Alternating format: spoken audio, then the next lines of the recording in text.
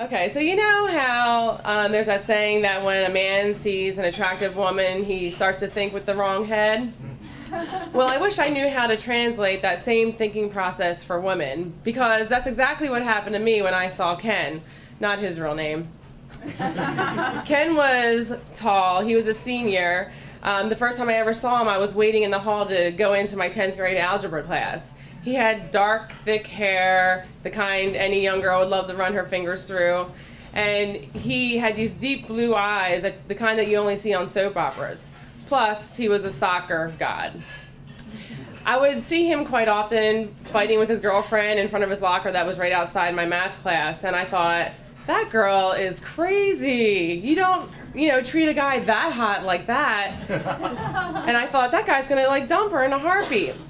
It was obvious that I was crushing on this guy, but I wasn't going to approach him about it because he did have a girlfriend. And, he was a senior and I was a lowly sophomore, 10th grader. And I didn't know the first thing about approaching a guy who I thought was hot. So out of sight and out of mind, since he graduated, I forgot about him. And then he came walking into the steak and hoagie shop where I was working one summer. And all the high school crush feelings came back.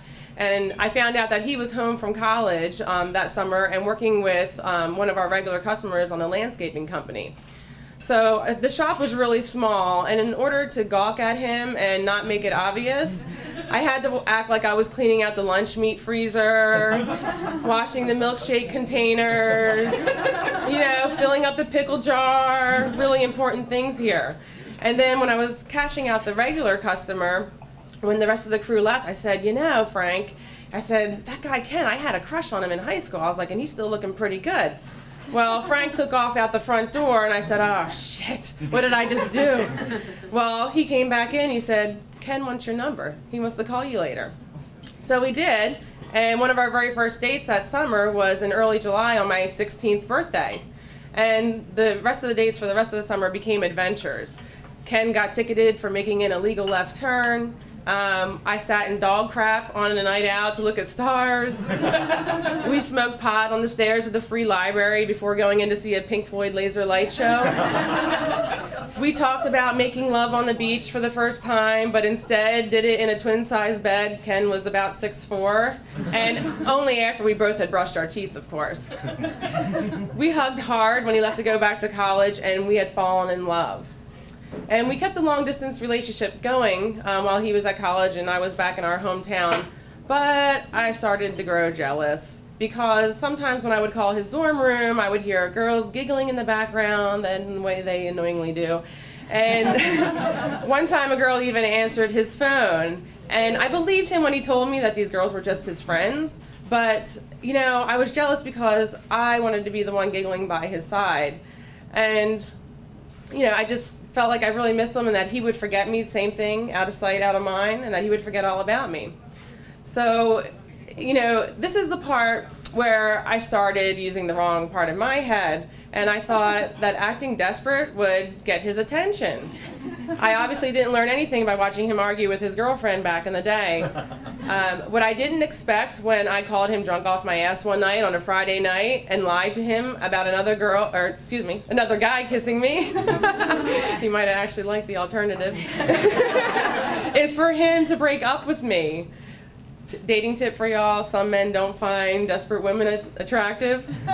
So he let me down easy with the, I'm sure you can fill in this blank, it's not you, it's me. But I was devastated. My plan had backfired. And I just didn't know how I was going to, get him back or how I was going to apologize, because I sure as hell wasn't going to tell him that I lied to him. I didn't think that would work out too well either. But we moved on, and we kind of kept in touch through friendly conversation as he moved into his sophomore year in college, and I continued in my junior year in high school. And I thought, well, maybe this could still work out because we're still talking. And then I felt even better about that when he invited me to a family wedding in New York on New Year's Eve. I thought things are really going somewhere here. Well, so when the time came, his mom, dad, his older brother, and his brother's steady girlfriend of a couple years, and Ken and I all piled into his parents' minivan, and we made the drive from Philly to upstate New York. And Ken was sort of distant, I'll put it. I didn't really know how to take him. He wasn't really talking, but I didn't mind. I was getting more time with him. And plus, I had a surprise in store for Ken that I thought would bring him around. So since I thought this would be a chance to rekindle the flame, I decided to go to Frederick's of Hollywood and for the wedding buy a very short, low-cut red velvet dress. And to top it off, I would go to Victoria's Secret and buy a full-bodied piece of lingerie to wear underneath this red dress and to surprise him at the wedding for our New Year's Eve kiss. Had I known that I was going to be getting dressed in the same room as his mother and his brother's girlfriend, I definitely would have rethought that clothing choice. And I would have also rethought about the full-bodied lingerie, because once I stepped into it, I realized that I had not buttoned it at the crotch. So I found myself in this position with his mother and the girlfriend looking, with my head down between my crotch, trying to button those 3 buttons together. And it was obvious what the elephant in the room was. But I couldn't tell he was more uncomfortable at this point. And unfortunately, this effort did not pay off, because Ken ignored me at the wedding, even avoiding giving me a kiss at midnight on New Year's Eve. But it gets better. Don't say "oh" too much. When we got back to his aunt's house where we were staying for the wedding, he did try to get me to rub him off. In the same room where his brother and his brother's girlfriend and the 2 of us were all watching television together. Needless to say, I was ready to end the trip, go home, and I sat silent the entire way home. Now, this is the part of my head that was thinking right, when I said, you know, Kim, that was terrible. What an awful experience. But if that was it, like, this is the last time you're going to see him, and you need to accept this. You need to move on. And I did. And it was a little while after the wedding and after I had graduated high school, and I was home on military leave, and I ran into Ken at a local bar. And then, again, started using the wrong head as soon as I saw him, because I did one of the dumbest things, which was I left my group of girls that I was with to take him home. We started making out on his parents' couch, and I tried to talk to him about everything that had happened between us. And he didn't obviously want to talk about anything. He had other plans in mind. And I also realized how trashed he was, so I told him, like, you know, I'm not really comfortable doing anything. He was home from college. He was finishing up his senior year, so he was home on winter break.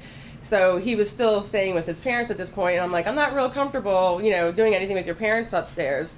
And he said, okay, and he laid down on the couch, and he passed out on my lap.